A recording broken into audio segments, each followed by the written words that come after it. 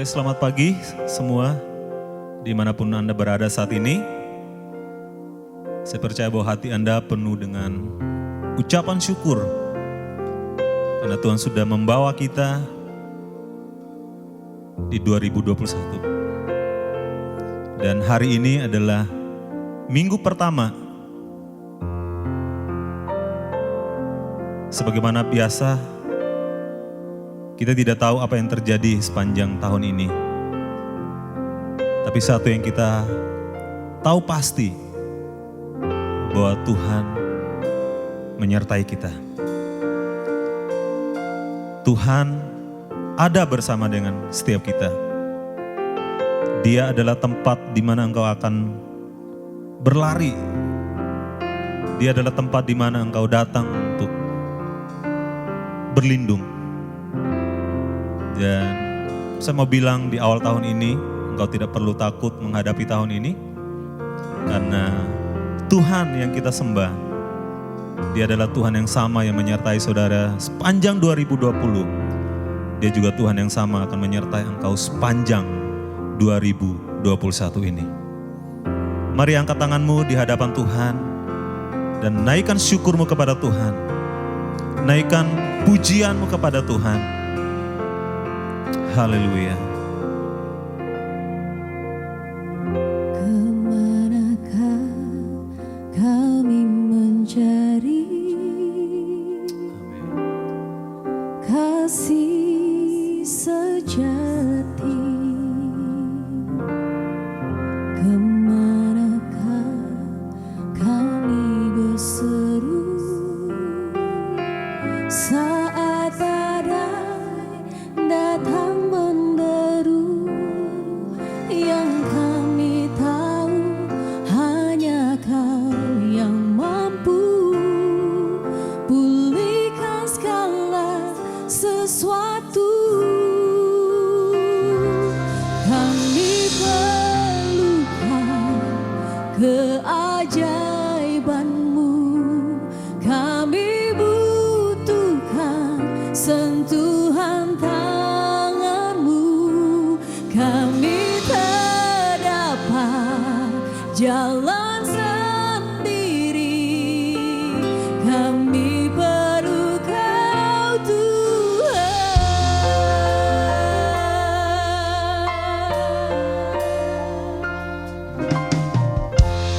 Manakah kami mencari kasih sejati?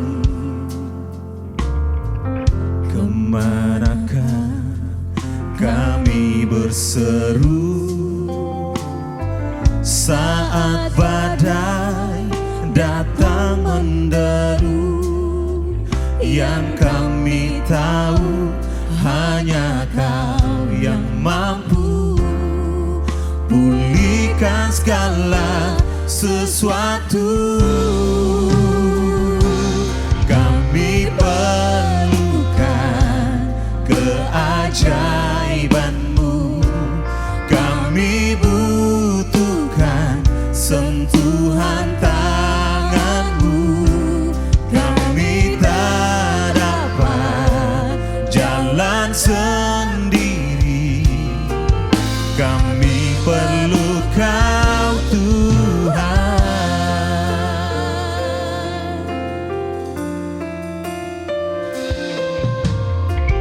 Kemanakah kami mencari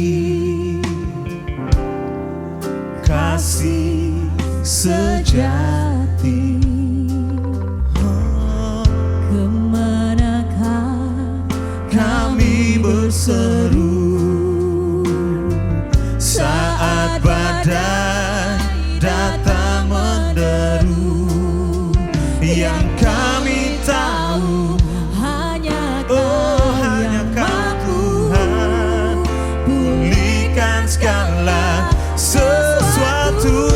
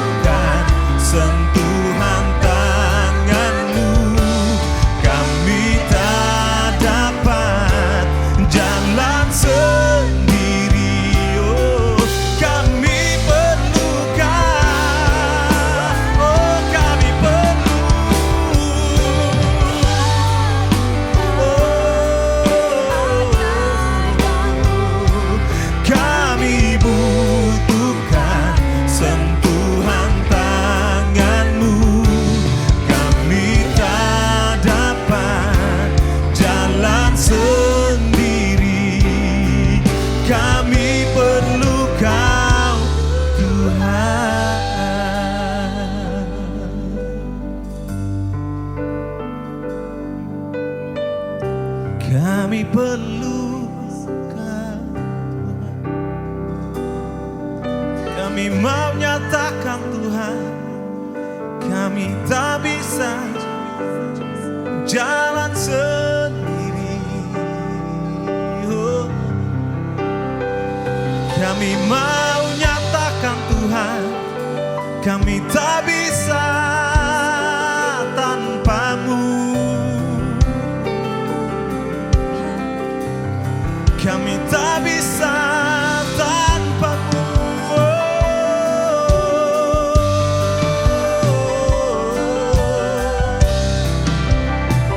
Hanya Kau tempat perlindungan kami. Oh. Hanya Kau tempat kami berharap.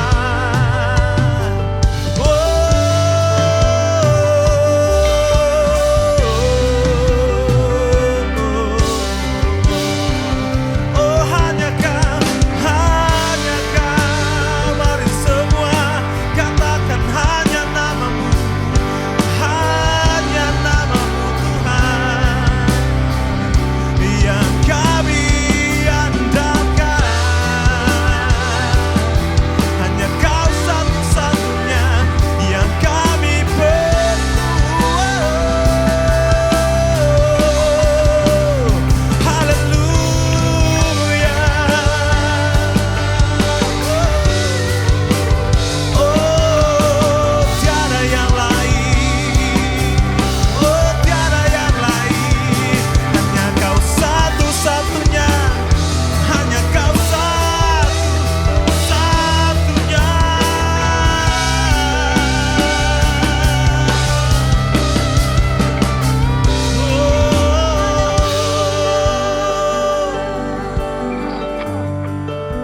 Oh, hanya Kau satu-satunya. Satu-satunya yang ku andalkan, satu-satunya yang ku percaya. Engkau sumber kekuatan, sumber pengharapan, sumber kedamaian.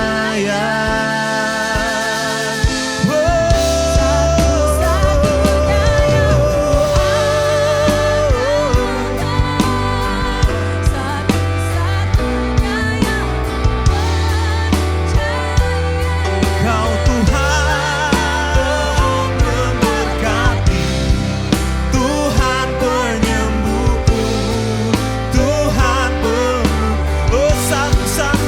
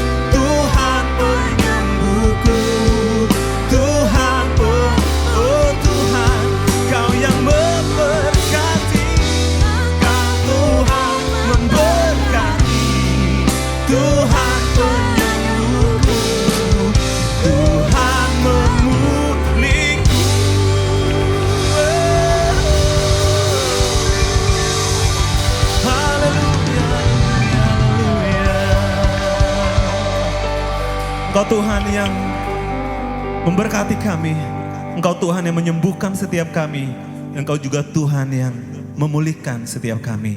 Dalam nama Tuhan Yesus, kami siap bersorak-sorai meninggikan Raja di atas segala Raja, Yesus Kristus Tuhan. Amin. Kami siap bersorak meninggikan nama-Mu Tuhan. Woo!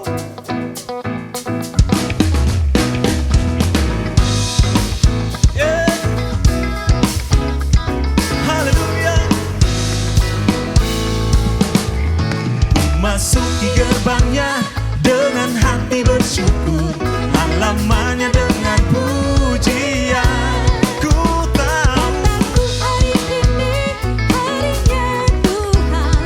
ku bersuka sebab Dia kiranya. Ku masuki gerbangnya dengan hati bersyukur, halamannya dengan pujian. Kataku hari ini harinya Tuhan, ku bersuka sebab Dia. Oh, sama-sama Dia kiranya. Dia gerakanku, Ku bersuka sebab Dia gerakanku. Dia gerakanku, oh Dia gerakanku. Ku bersuka sebab Dia gerakanku. Kami mau katakan lebih lagi Tuhan. Haleluya. Oh, ku masuki gerbangnya dengan hati bersyukur, halamannya dengan pujian. Kataku hari ini harinya Tuhan, ku bersuka sebab Dia gerakanku, Dia gerakanku, oh Dia gerakanku. Ku bersuka sebab Dia gerakanku, oh, Dia gerakanku, oh Dia gerakanku. Ku bersuka sebab Dia gerakanku, oh Dia gerakanku, oh Dia gerakanku. Ku bersuka sebab Dia gerakanku, oh Dia gerakanku, oh Dia gerakanku. Ku bersuka sebab Dia gerakanku. Sebab Dia hidup, ada hari esok. Come on. Oh, sebab Dia hidup. Sama-sama katakan, ku tak gentar, karena ku tahu Dia pegang hari esok. Hidup jadi berarti sebab Dia. Katakan sebab Dia hidup. Sebab Dia hidup, oh ada hari esok.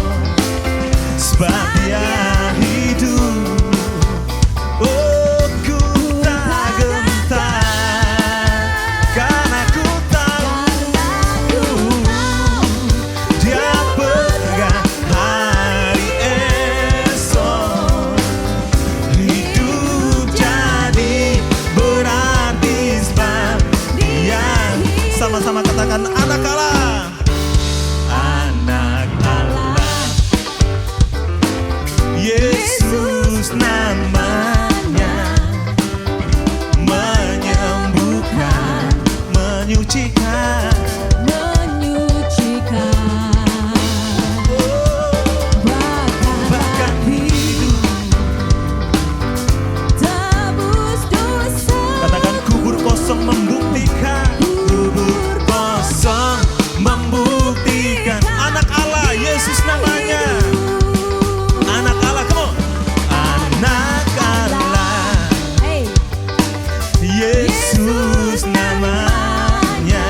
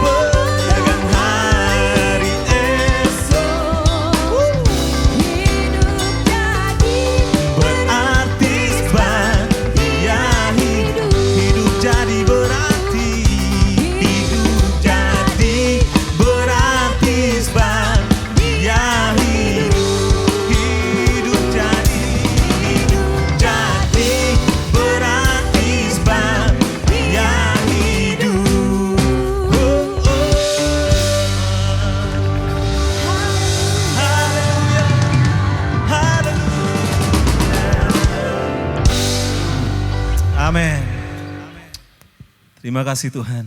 Kami bersyukur Engkau luar biasa dalam hidup kami.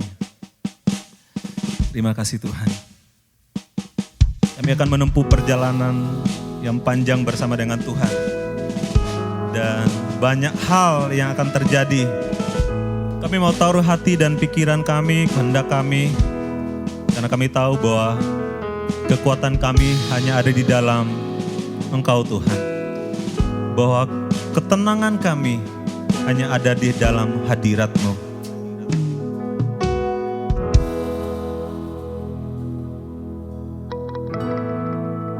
Kekuatan di jiwaku, ketenangan batinku, ada dalam hadirat-Mu, ku menyembah-Mu.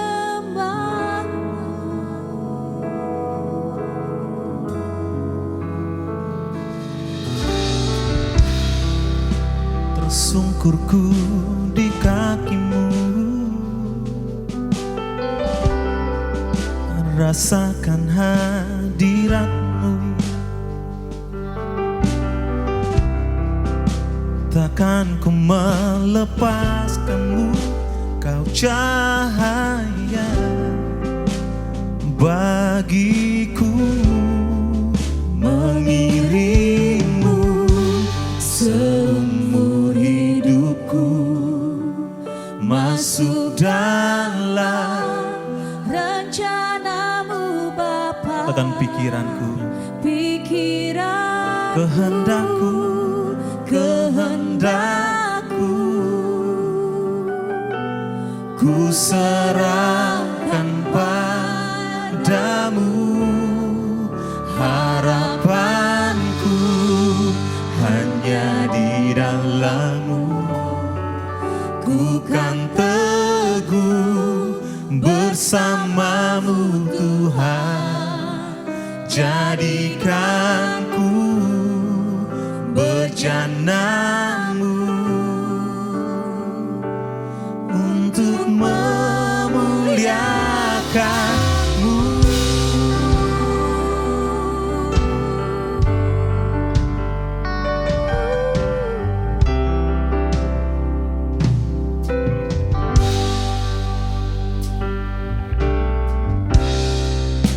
Kekuatan di jiwaku, ketenangan bagiku, ada dalam hadirat-Mu, ku menyembah-Mu. Sama-sama katakan tersungkurku, tersungkurku di kaki-Mu, rasakan hadirat-Mu. Takkan ku melepaskan-Mu, Kau cahaya bagiku. Mengiring-Mu seumur hidupku, masuk dalam rencana-Mu Bapa. Pikiranku, kehendakku, Tuhan, ku serahkan padamu.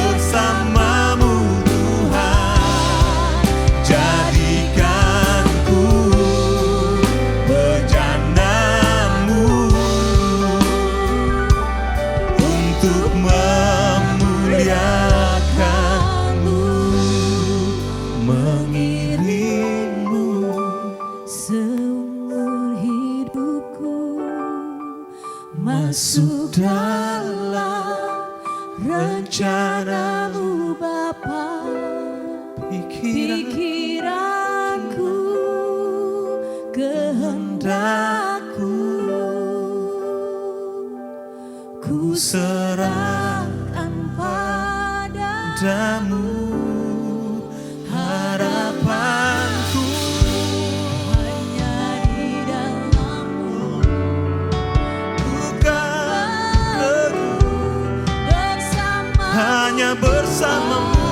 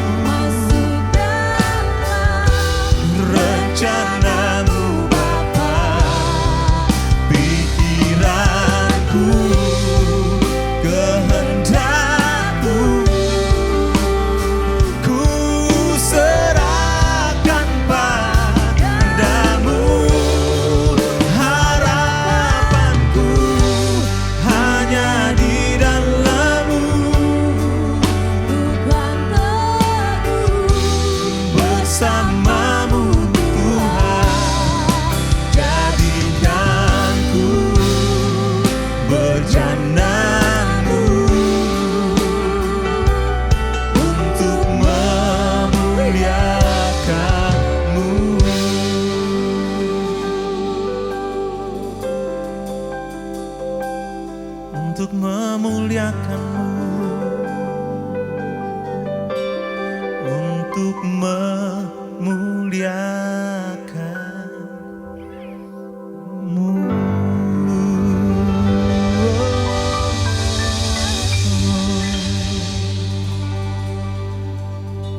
Shalom FCC, apa kabar?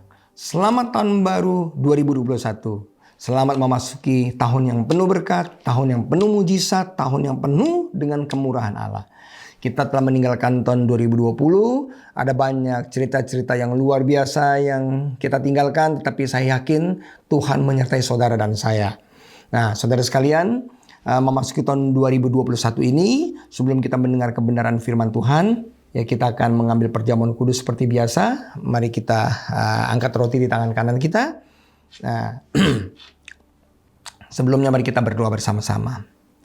Bapa, di dalam nama Tuhan Yesus, hamba-Mu mau berdoa biar kiranya Tuhan melalui persekutuan dengan tubuh dan darah-Mu, kami dikuatkan, kami dipulihkan, kami memperoleh berkat, kami memperoleh kasih karunia Bapa. Layakan dan kuduskan. Di dalam nama Tuhan Yesus kami mau mengambil perjamuan kudus ini. Haleluya. Amin. Sebab apa yang telah kuteruskan kepadamu, telah aku terima dari Tuhan, yaitu bahwa Tuhan Yesus pada malam waktu ia diserahkan, ia mengambil roti, dan sesudah mengucap syukur, atasnya ia memecah-mecahkan dan berkata, inilah tubuhku yang diserahkan bagi kamu, perbuatlah ini menjadi peringatan akan aku. Saudara sekalian, bukankah roti yang kita makan ini adalah persekutuan kita dengan tubuh Kristus? Mari kita makan dalam nama Yesus.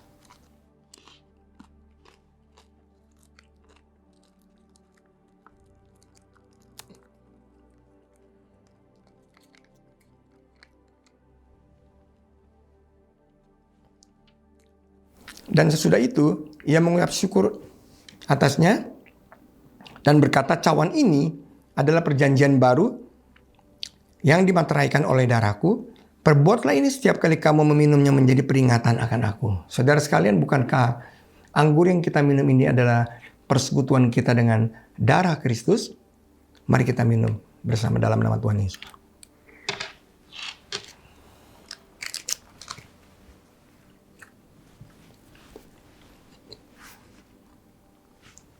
Mari kita berdoa, saudara sekalian. Bapa, terima kasih.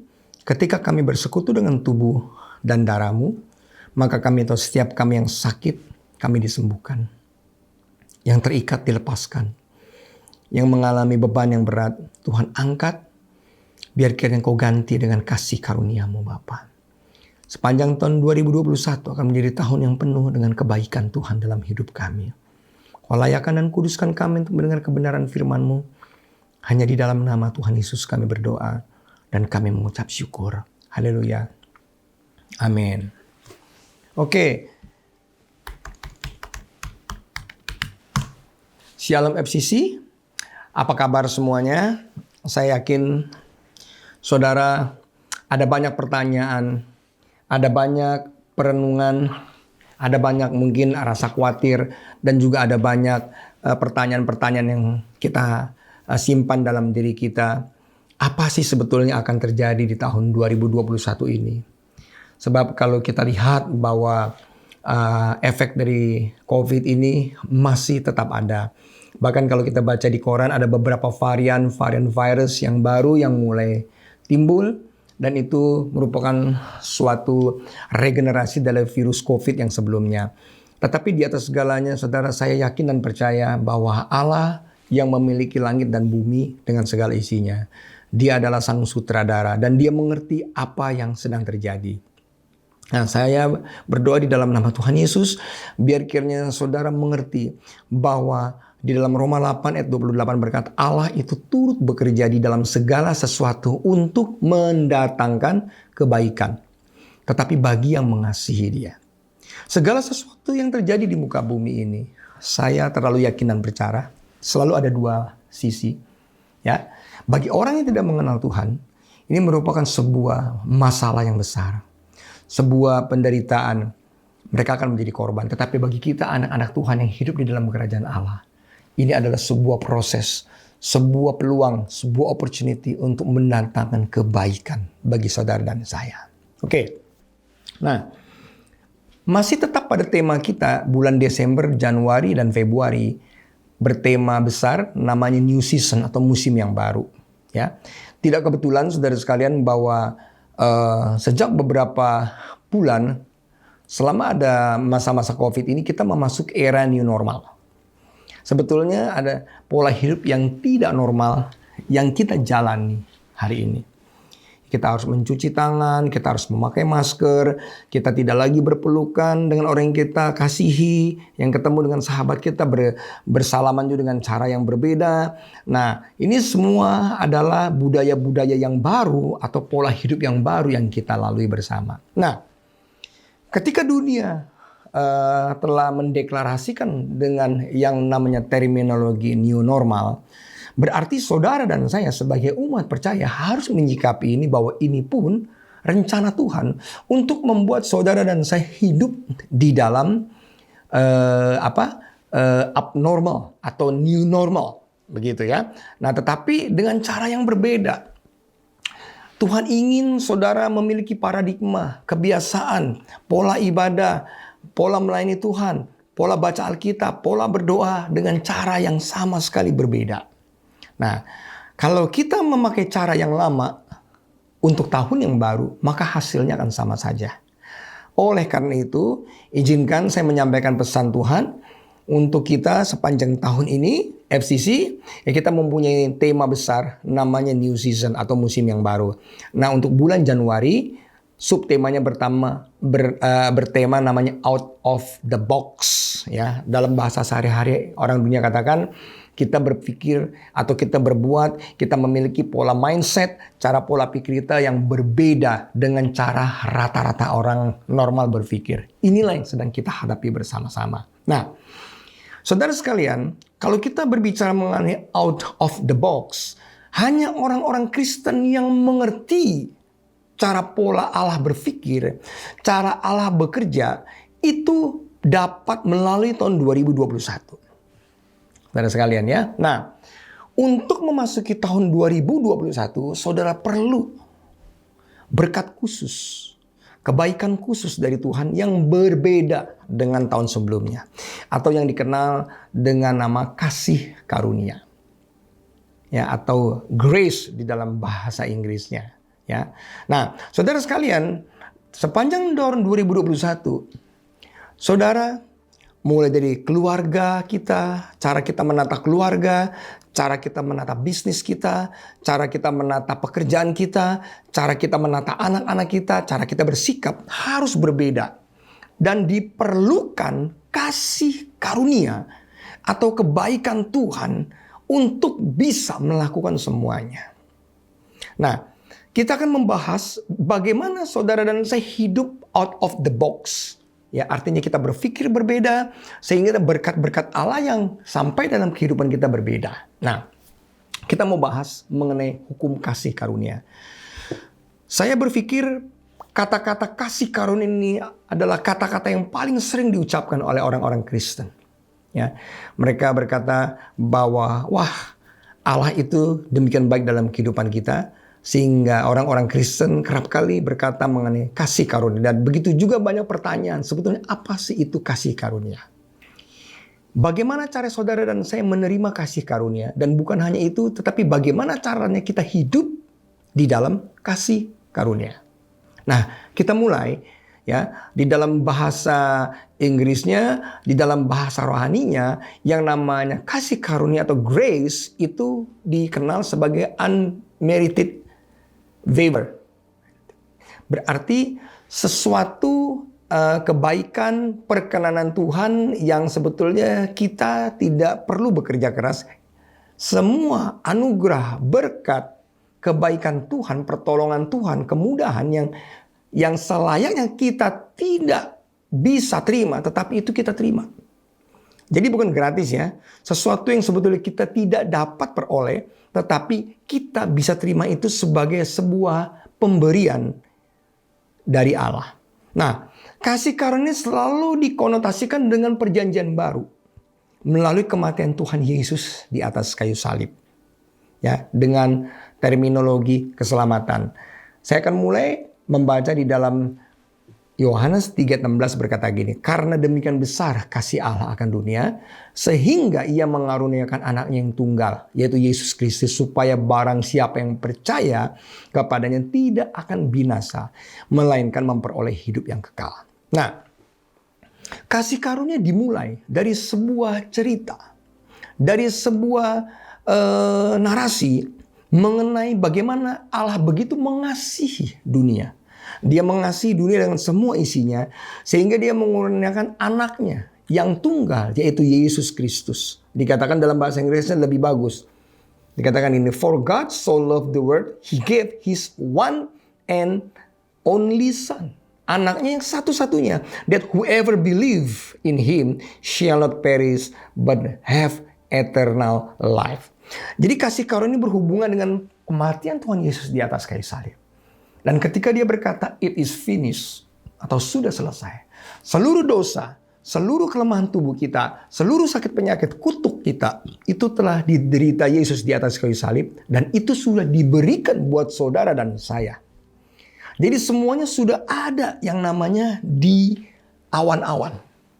Dalam bentuk yang tidak terlihat.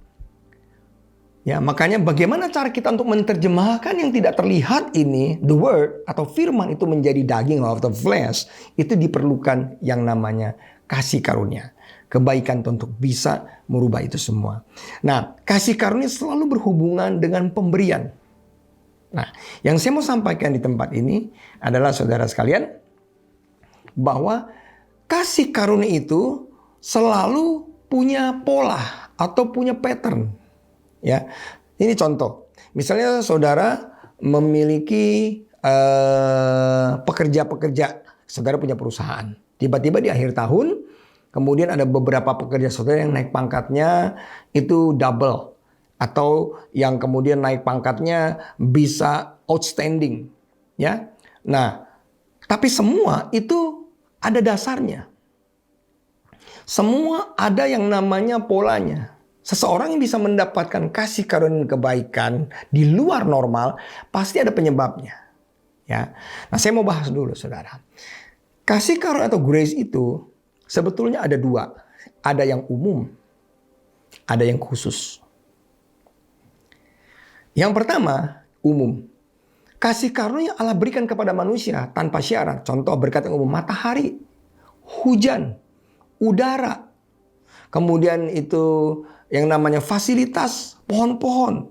Kemudian apa saja yang ada di muka bumi. Ini Tuhan berikan buat saudara dan saya, baik yang mengenal ataupun yang tidak mengenal Tuhan Yesus. Itu diberikan secara umum. Saudara bayangkan, Kalau di ICU, orang itu untuk menghirup nafas saja pakai oksigen itu harus bayar. Satu hari tidak kurang dari 2 juta mungkin untuk menghirup oksigen. Tapi kita semua tanpa bayar kan? Sampai hari ini. Tetapi yang kita bicarakan adalah kasih karunia yang khusus. Yang tadi seperti saya katakan. Kalau ada murid, kalau ada pegawai yang mendapat kemudahan, yang mendapat kasih karunia, yang mendapat outstanding performance, itu pasti ada sesuatu yang dia lakukan. Nah, kita mau belajar hari ini. Bagaimana kasih karunia itu bekerja. Sehingga saudara dan saya tidak kecewa melayani Tuhan. Ya, dan saya berdoa selama saudara dan saya berjalan dalam kasih karunia, itu maka hidup saudara dan saya berbeda. Sebab beda loh ya. Mendapatkan kasih karunia dan berjalan hidup dalam kasih karunia berbeda. Kalau mendapat kasih karunia itu sifatnya occasion. Berarti hanya per event. Tetapi hidup dalam kasih karunia sepanjang tahun kita akan ada di dalam perkenanan Tuhan. Nah, ini yang membuat saudara dan saya akan selalu berada di dalam kebaikan Tuhan, berjalan di dalam surga yang terbuka. Kita mulai dulu di dalam Yohanes yang pertama 12 dan 14. Saudara perhatikan baik-baik ya. Nah, di dalam ayat 12 dikatakan gini, tetapi semua orang yang menerimanya diberinya kuasa supaya menjadi anak-anak Allah. Yaitu mereka yang percaya dalam namanya. Orang-orang yang diperanakan bukan dari darah atau dari daging. Bukan pula secara jasmani oleh keinginan seorang laki-laki. Melainkan dari Allah. Firman itu telah menjadi manusia dan diam di antara kita.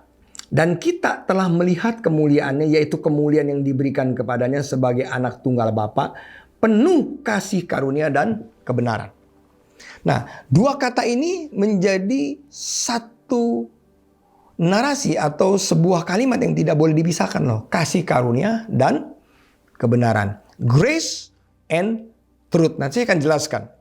Sebab kalau saudara hanya mengerti hukum kasih karunia dan saudara tidak mengerti hukum tentang kebenaran, maka saudara hanya mendapat kasih karunia yang sifatnya umum. Ataupun saudara mendapat kasih karunia yang hanya sifatnya hanya sesaat. Mungkin aja saudara kenal dengan orang yang baik. Mungkin aja saudara dekat dengan orang yang hidupnya selalu diberkati. Nah, berkat itu ciprat ke saudara atau nular ke saudara gitu. Tapi itu hanya sekedar hanya event aja. Tetapi kalau saudara jauh lagi dari orang tersebut atau saudara sebagai seorang anak, selama saudara hidup di dalam keluarga atau punya orang tua yang dapat kasih karunia, saudara akan mendapat anak-anak ini hidup dalam kasih karunia. Tetapi ketika dia keluar dari rumah dan menikah, dan dia harus hidup sendiri. Dan dia harus mencari perkenanan Tuhan, kasih karunia dalam hidupnya.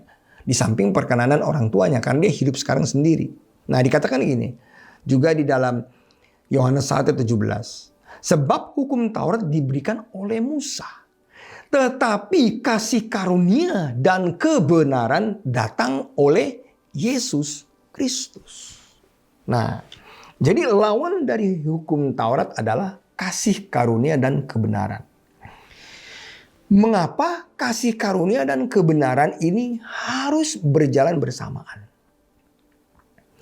Saudara, kalau ada orang-orang yang mau mendapat unmerited favor, perkenanan Tuhan, mereka syaratnya harus hidup di dalam kebenaran. Nah, kalau saudara baca sendiri, kebenaran itu adalah sang pribadi, yaitu Yesus Kristus. Ya, akulah jalan dan kebenaran dan hidup. Di dalam Yohanes 14 ayat 6. Jadi, kebenaran itu ada di dalam Yesus. Oleh karena itu, kebenaran yang ada di dalam Yesus harus saudara miliki.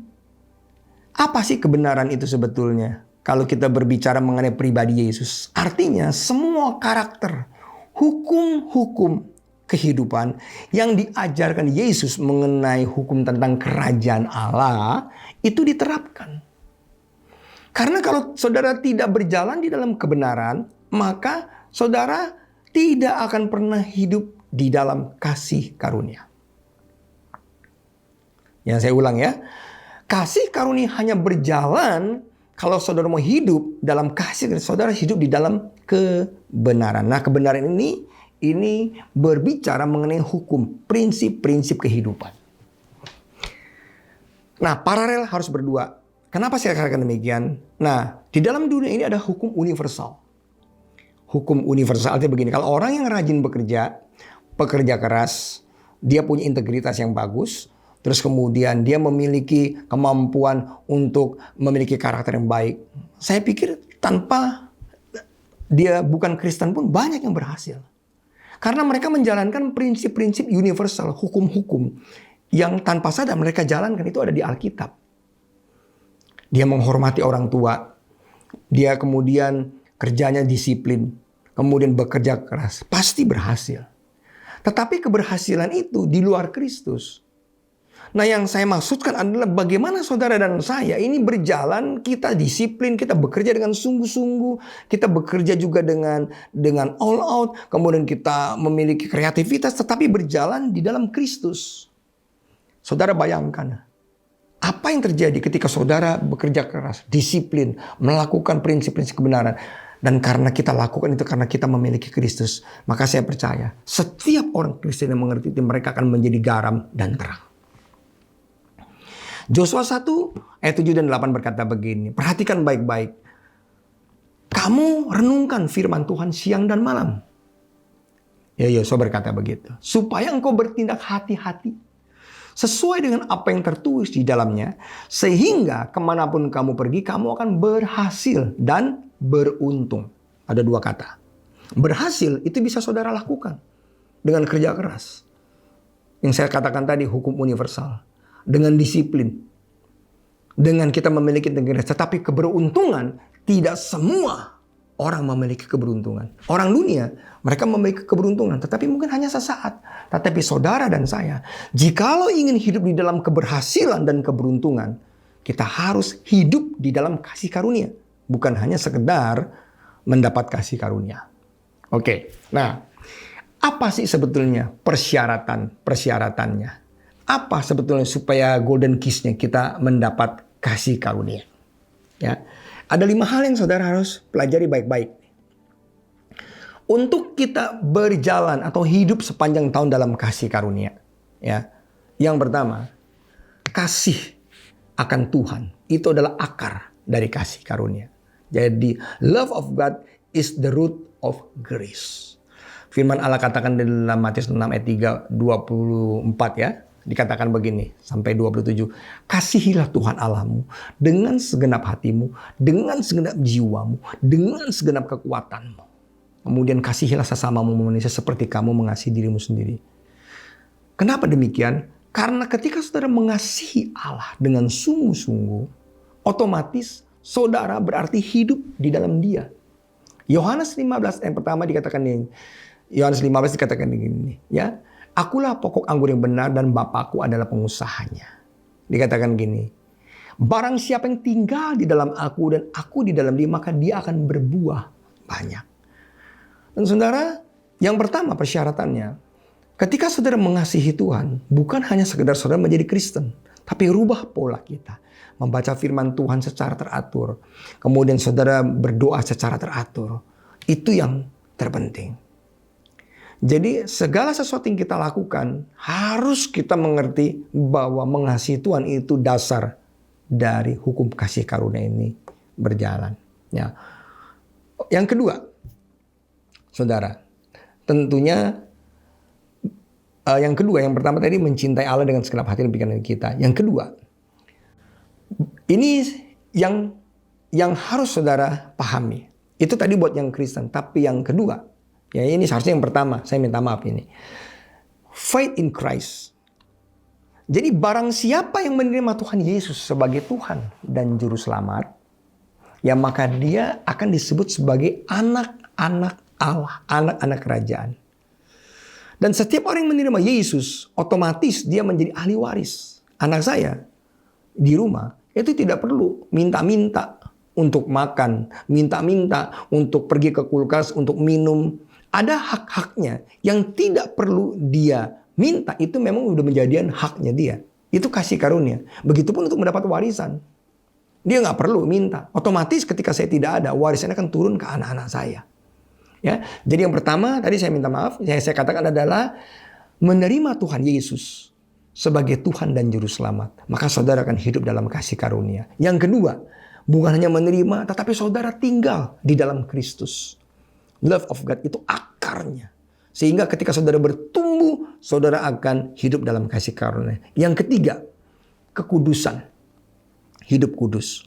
Nah, yang ketiga, hidup kudus. Banyak orang Kristen berpikir kudus artinya tidak berdosa. Sebetulnya kalau kita lihat di dalam kamus Alkitab, kudus berarti dipisahkan, being separated. Makanya orang-orang Kristen zaman dulu dikatakan orang-orang yang kudus, orang-orang yang dipisahkan. Artinya, kalau saudara hidup kudus, saudara hidupnya terpisah dari orang-orang dunia. Terpisah artinya saudara memiliki gaya bicara yang berbeda, pola bisnis yang berbeda, cara menata keluarga berbeda, kemudian saudara membangun hubungan dengan orang lain berbeda. Jadi saudara tuh dipisahkan, siap dipisahkan.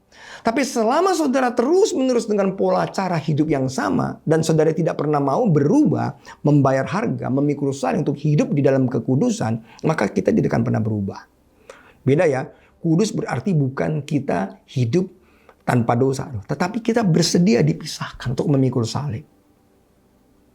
Mungkin orang-orang lain hari Minggu mereka bisa dengan seenaknya naik sepeda atau kemudian bisa jogging sepanjang hari, mungkin olahraga happy gitu ya. Tetapi bagi saudara dan saya, hari Minggu adalah hari di mana kita harus pagi-pagi kita bangun, kemudian kita datang beribadah ke rumah Tuhan. Kalau sekarang kita nggak bisa ibadah offline, kita ibadah online. Ada hal-hal prioritas yang kita set itu untuk mencari dahulu kerajaan Allah dan kebenarannya. Makanya dikatakan dalam Matius 6 ayat 33, cari dahulu kerajaan Allah dan kebenarannya, maka semuanya akan ditambahkan. Dan orang yang tidak mengerti hukum tentang kekudusan, maka mereka tidak mengerti hukum tentang prioritas. Kalau saudara siap dipisahkan dari orang-orang dunia, berarti gaya hidup kita berbeda. Dan saya yakin ketika saudara siap dipisahkan dan membayar harga, maka semuanya Tuhan berikan apa yang saudara butuhkan. Yang keempat, ya kalau saudara mau hidup dalam kasih karunia, saudara harus matang. Matang di dalam Tuhan. Dikatakan begini, di dalam Matius yang kelima, ayat yang ke-48. Mari kita baca bersama-sama ya. Matius yang kelima, ayat 48. Karena itu haruslah kamu sempurna, seperti Bapamu di surga sempurna. Nah, kata-kata sempurna bukan berarti sekali lagi tanpa dosa. Di dalam bahasa Inggris dikatakan be perfect. Therefore, as your heavenly Father is perfect. Dalam bahasa Yunani-nya dikatakan teleos. Teleos artinya saudara itu bertumbuh secara rohani. Spiritual maturity, matang. Jadi udah tidak lagi saatnya tuh saudara dikit-dikit tersinggung. Kemudian dikit-dikit pindah gereja. Dikit-dikit kemudian saudara kepahitan. Nah, Tuhan minta tahun 2021 ini saudara dan saya ini memiliki tingkat rohani yang matang. Hendaklah kamu tuh teleos, kata Tuhan. Hendaklah kamu sempurna. Kalau memang kamu sudah 2 tahun, 3 tahun bertumbuh. Seperti orang Kristen usianya dewasa. Ini tidak lagi hanya bisa menerima susu, tetapi hal-hal yang keras, ditegur, didisiplin. Nah, seperti itu. Yang kelima, yang terakhir, wisdom atau hikmat. Hikmat itu kalau saya umpamakan adalah vehicles of grace. Kendaraan. Apa sih hikmat? Hikmat artinya kita berusaha mengerti bagaimana cara Allah berpikir. The spirit of wisdom artinya kita berusaha mengambil setiap keputusan-keputusan itu dengan cara Allah.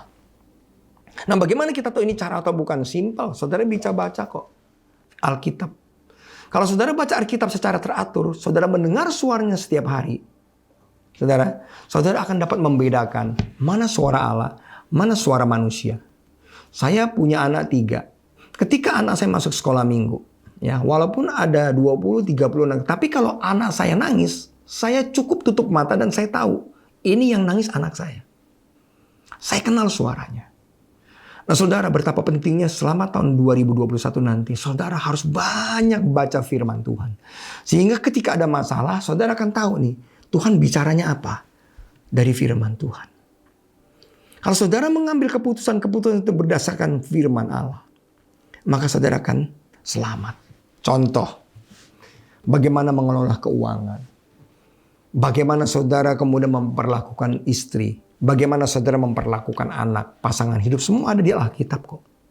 Jadi kelima hal ini yang menyebabkan saudara berjalan dalam kasih karunia. Yang pertama, kalau saudara mau berjalan dalam kasih karunia adalah saudara harus memiliki iman di dalam Kristus. Faith in Christ. Ya, atau dikatakan faith in Christ is the currency of grace. Yang pertama, ya, iman adalah mata uang. Iman kepada Kristus mata uang daripada kasih karunia. Kedua, mengasihi Allah. Love of God is the root of grace. Akar daripada kasih karunia. Yang ketiga, holiness is the habitat of grace. Artinya holiness, hidup di dalam kekudusan adalah lingkungan. Saudara bisa menerima kasih karunia setiap harinya. Yang keempat, spiritual maturity is the pillar of grace. Yang keempat artinya, kedewasaan rohani itu pilar-pilar yang menopang kehidupan seseorang tuh hidup dalam kasih karunia. Sementara yang kelima, wisdom is the vehicle of grace. Adalah kendaraan. Ketika saudara pergi kemanapun juga, saudara perlu kendaraan, saudara perlu kemudian naik mobil, entah naik motor, entah apapun bentuknya apa. Kemudian ada kendaraan itu yang bernama wisdom. Ya, nah, yang terakhir yang saya mau tutup, saudara. Mengapa Allah memberikan kasih karunia kepada kita? Untuk apa sebetulnya?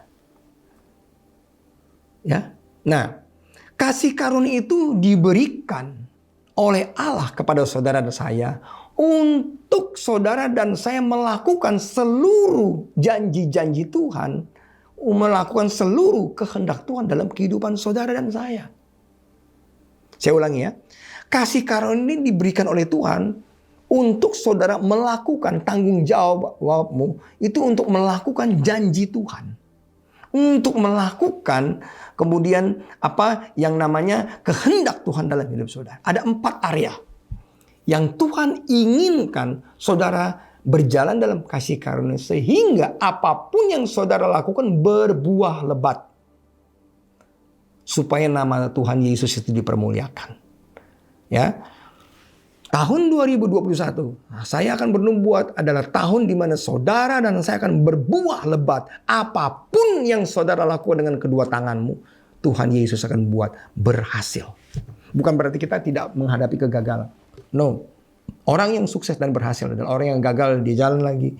Dia berjalan lagi. Mungkin juga Tuhan izinkan kegagalan untuk mengajar kita. Tapi pada akhirnya, saudara akan menjadi orang-orang yang diberkati. Ya, 4 area. Yang pertama, kasih karunia diberikan kepada saudara dan saya. Yang pertama, 4 area. Untuk saudara dan saya itu mengelola waktu. Di tahun 2021 Tuhan ingin saudara mengelola waktu saudara itu dengan efektif, dengan produktif. Ya, kemudian dengan hati-hati. Ya, karena setiap tahun Tuhan menuntut increase, peningkatan. Nah, di dalam kehidupan saya selalu mempunyai target setiap tahun, ya. Penggunaan waktu saya ini harus efektif.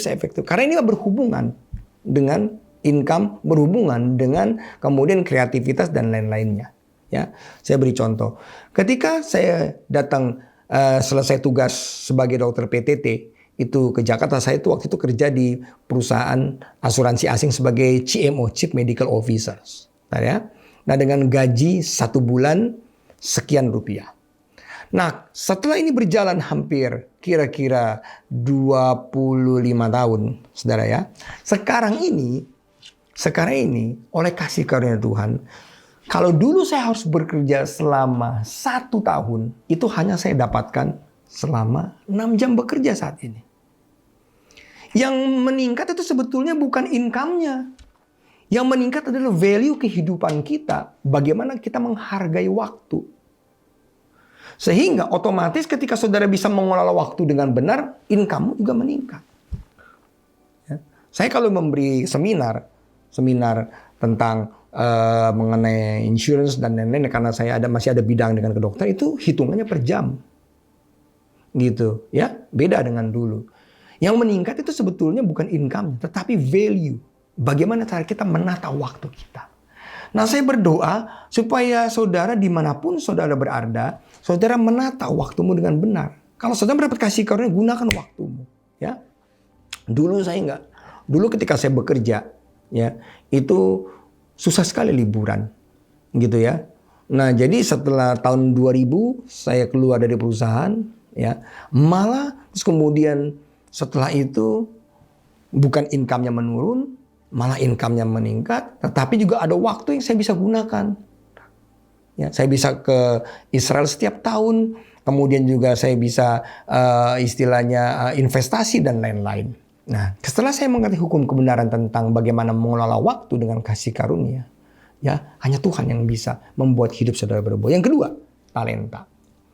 Talenta yang saudara miliki harus dituntut oleh Tuhan untuk bisa dikembangkan. Ya, tetapi untuk mengembangkan talenta, saudara harus butuh orang lain, mentor. Saudara akan Tuhan kirim orang-orang yang ada di sekitar saudara, atau orang-orang yang memang bisa mengarahkan, memberkati saudara itu untuk melatih kita sehingga talenta kita bisa bertumbuh. Ya, yang ketiga adalah treasure atau harta. Harta bisa aset, bisa uang, dan lain-lain yang saya katakan tadi. Saya berdoa supaya setiap saudara setelah mengerti kebenaran ini, asetmu berubah. Asetmu bertambah. Di dalam kondisi sesulit apapun, saya selalu berdoa dengan Tuhan. Setiap tahun saya minta aset saya bertambah. Dari masa-masa COVID saya pikir kemarin saya nggak bisa investasi aset. Ternyata dengan kasih karunia Tuhan tetap aja. Ternyata ada aset yang Tuhan kasih buat saya untuk kita investasikan. Ya, terutama saya suka menginvestasikan aset di properti. Nah, yang terakhir adalah relationship, hubungan.